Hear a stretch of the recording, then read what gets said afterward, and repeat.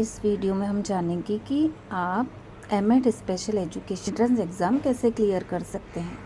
तो सिलेबस के आधार पर मैं कुछ टॉपिक्स का डिस्क्रिप्शन आपको देने वाली हूँ कि आप इन टॉपिक्स को पढ़ के स्पेशल एजुकेशन का जो एमएड का एंट्रेंस एग्ज़ाम होता है उसे क्लियर कर जैसे एजुकेशन क्या है, शिक्षा क्या है, शिक्षा का मनोविज्ञान क्या है, शिक्षा की फ़िलॉसफ़ी क्या है।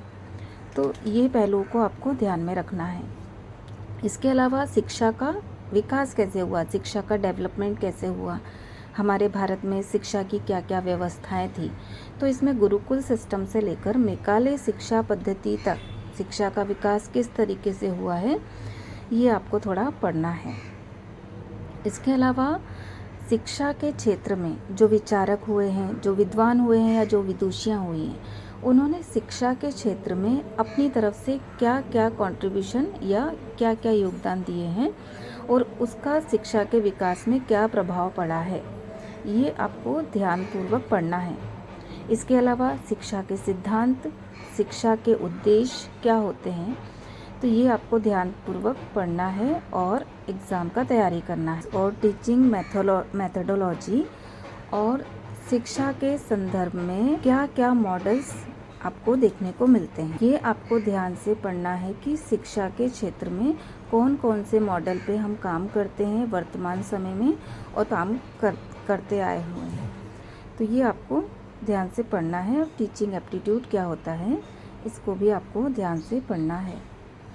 जब हम डिसेबिलिटी का बात करते हैं तो डिसेबिलिटी के संदर्भ में या जो हमारे स्पेशल नीड वाले बच्चे हैं उनको पढ़ाने के लिए संविधान के द्वारा क्या क्या प्रावधान हमें दिए हैं या क्या क्या व्यवस्थाएं निःशक्त बच्चों के एजुकेशन के लिए, उनकी शिक्षा के लिए की है, तो उसे भी आपको पढ़ के आना है। इसमें RPWD एक्ट, पुराना वाला, नया वाला, और कितने प्रकार की निःशक्तताएं, जैसे 21 प्रकार की डिसेबिलिटी आइडेंटिफाइड की है, तो वो भी आपको पढ़ना है। बेसिक लेवल पे पढ़िए ये, लेकिन वो भी आपको पढ़ना ही है। इसके बाद में आता है कि सरकार के द्वारा विशेष आवश्यकता वाले बच्चों को शिक्षा की मुख्य धारा से जोड़ने के लिए कौन कौन सी योजनाएं बताई जा रही है, इसका भी आपको एक बेसिक लेवल पे अध्ययन करना है। रिसर्च से रिलेटेड बेसिक क्वेश्चंस आपको रेडी करना है कि रिसर्च क्या होता है, कौन कौन से टाइप के रिसर्च होते हैं, इसमें डाटा कलेक्शन कैसे किया जाता है, एनालिसिस की कौन कौन सी विधियां हैं, क्वालिटेटिव रिसर्च क्या होता है, क्वांटिटेटिव रिसर्च क्या होते हैं, सैम्पलिंग कैसे की जाती है, ये सिर्फ आपको बेसिक लेवल पर ही पढ़ना है। बाद में आप थोड़ा सा रीजनिंग के बारे में भी पढ़ के रखिए। रीजनिंग में जैसे coding, decoding, analogy, puzzles, clock, verbal reasoning, dice से related reasoning, arithmetic reasoning, calendar, logical reasoning, classification, cause and effect वाले क्वेश्चंस आपको रीजनिंग में प्रिपेयर करने ही है। ये थोड़ा बेसिक लेवल पे भी आप करेंगे तो आप पास हो जाएंगे। इसके बाद में आता है गणित का टॉपिक। तो गणित में आपको बेसिक तौर पे टाइम एंड डिस्टेंस वाले क्वेश्चंस, रिलेशनशिप से related questions, average, ratio, percentage और compound interest, profit and loss, trigonometry, थोड़ा सा algebra, LCM, HCM, number system, area, age related questions, simplification, data interpretation से रिलेटेड आपको गणित के विषयों की तैयारी करनी है।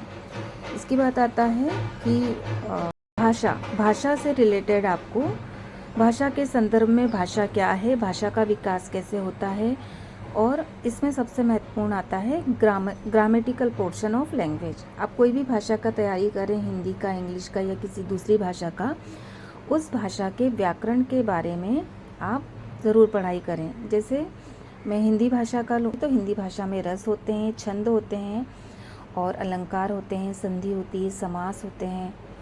ये सारी चीज़ें आपको बेसिक लेवल पर पढ़ना आता है। एजुकेशनल साइकोलॉजी का टॉपिक।